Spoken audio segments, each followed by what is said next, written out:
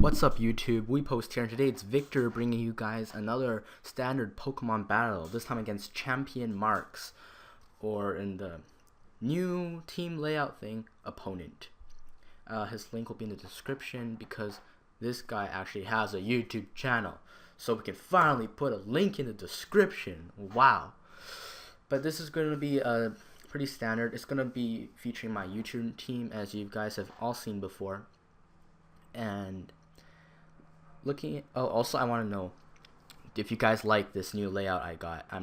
It'll mean that the battle is going to be slightly flatter if you look at it, but I think it's going to look pretty nice. Also, I don't actually have the pictures of only the heads of Pokemon, so I have to put the whole thing in there, which means they look kind of small.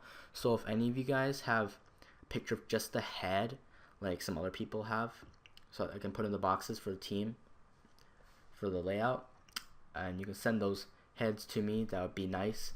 But looking at my opponent's team, he's got the Mamoswine, which is definitely going to hurt my team because sometimes they carry superpower, and my main counter to that Mamoswine would be my Ferrothorn, but if he has a superpower, I'm going to have to switch it up a bit between my Dragonite and Ferrothorn, but he's also got the Ice Shard, so that's something to look out for, as well as a Sableye, because Burn really wrecks my team. Skarm can set up hazards, which also hurts my team, and the Heracross Legume Sweeper, always scary. It can fighting super effective against Ferrothorn, my main physical wall. So we'll see just how I deal with all these threats. Now I'm going to lead off with my Flygon, because it's the U-turning one. Scout, what's he going to lead off with? I see Heatran, no need to over-predict, even though Switch is obvious. Let's go for a free EQ. I know he has a Skarmory, but I just want to play it safe. No need to over-predict so early. But he's obviously doing some predicting. He probably thought I'd go into Dragonite instead of Dragon Dance. I'm not sure, but either way, he goes into the Sableye as I go into my Ferrothorn. No, I can pretty much set up Leech Seed on the Skarmory because I just don't care what he wants to do to me. And in my experience, he goes for Taunt as I go into my Rotom Wash. And my experience is, Sableye is not that great defensively. You just hit it on a special side with a ton of really hard. Just keep whittling it down. It'll go down by itself. The burn doesn't bother me too much because I'm a special attacker, but it's definitely going to whittle me down as well, which is going to hurt a lot. He goes into his Rotom Wash, and that Hydro Pump does a fair amount, but I stay in because I just want to see what he wants to do, mostly because I was predicting a Volt Switch, but he goes for Will-O-Wisp, predicting my Switch, which makes me, well, it doesn't make me think, but I can confirm that he's a defensive Rotom Wash. And I'm going to switch out into my Gengar because Will-O-Wisp won't really bother Gengar, but he predicts the switch this time, goes for the Volt Switch to get that good switch initiative, goes into his Heatran. Not sure what's want to do, so I'm just going to go for Focus Blast just for the heck of it. And I really need to put Lumberry on this thing because I don't like Life Orb whittling down my HP. And most of the times Life Orb doesn't even give me the kill anyway. I can just 2-hit kill even without it, which is this case with the Lumberry. So he goes into Mamoswine. I predict the obvious Ice Shard and go into my Ferrothorn just to take it.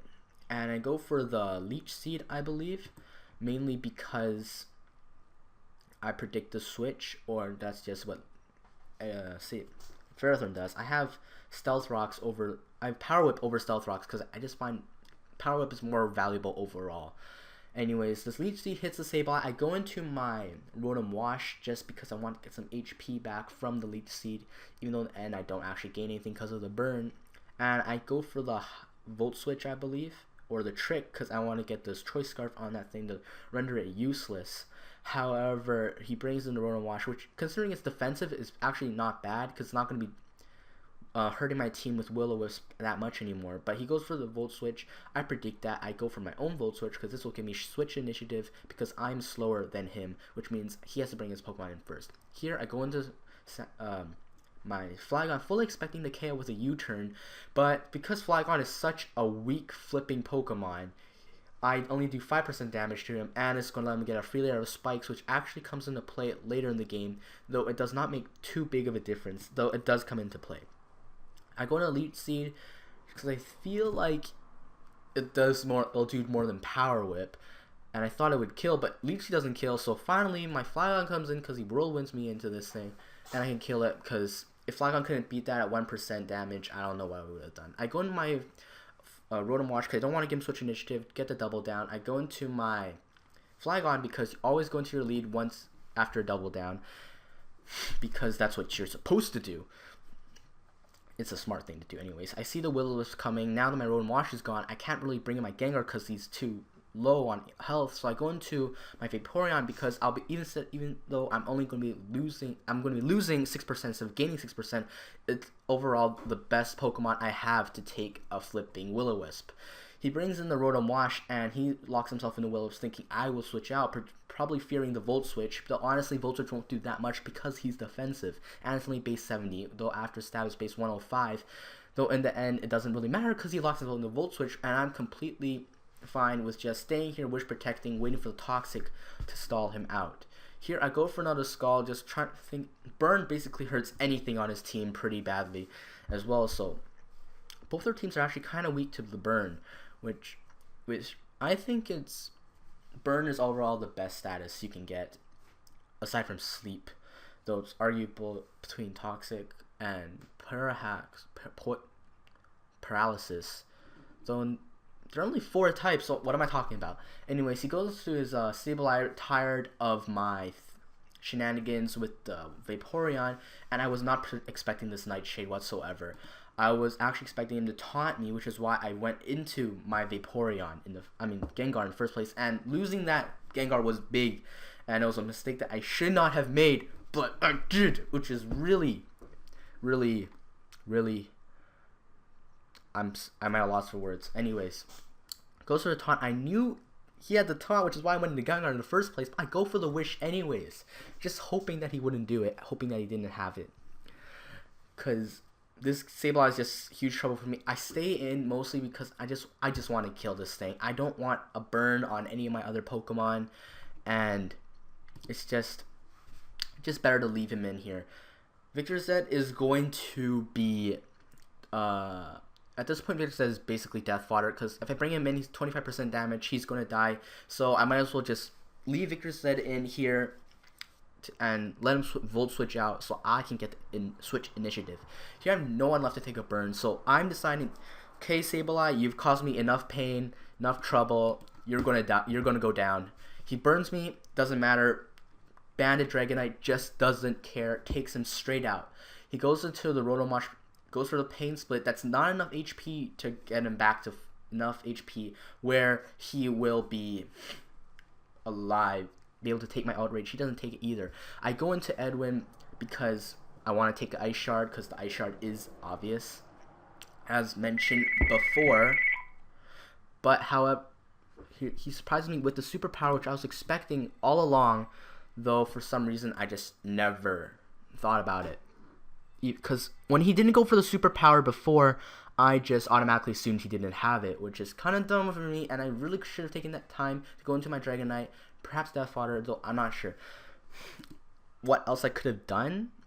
Anyways, he goes into Heracross here as predicting my Protect on the Leech Seed, which of course fails because I really didn't know what to do at the moment, and I just want to go for Protect again, because just getting that lefties back, because if it fails you can go for Protect again safely. Here I decide to sack my Ferrothorn because I feel like I can go into my Flygon now and go into and proceed to take him out with an Outrage, because Scarf Flygon beats Scarf Heracross, and here he's just gonna beat me with the Ice Shard, which is obvious, but I can't switch in Dragonite because he's also quite weak. And here I go for the Extreme Speed, hoping to kill, and it doesn't, and so it's going to be a double down. It's actually going to be a tie game, though in reality it's actually Champion Marks won, but Pokemon Showdown, players of the tie, though in reality he won because I fainted first. That play that was made at turn 35, remember I let my Ferrothorn die. It depends on, I was actually spent a good time thinking about whether I should bring my Flygon or not, because didn't know if I could take a close combat. Now after Stealth Rock I have about 85%, And a close combat from a Jolly Heracross does 78% to 89%. I looked it up after that. And so if I brought my Flygon in, I potentially could have taken one close combat, taken him out with an outrage, brought in my Ferrothorn, taken a hit, got the Life Orb on him, and then proceeded to KO with my Dragonite, which would have won me the game. Actually, it would have still been a tie because it's burned, but this is all hindsight. But in the end, it won't even matter if he was Adamant, because Adamant would have just taken me out anyway. So if he was Jolly, I potentially could have won the game, but if he was Adamant, this was the best outcome that would have been made. So thank you for battling Champion Marks. Help George and I reach our goal of 500 subscribers. Yes. And please like, favorite, and comment on this video, and we will see you next time. And don't forget to leave us feedback on the layout. Thank you for watching, and we'll see you next time.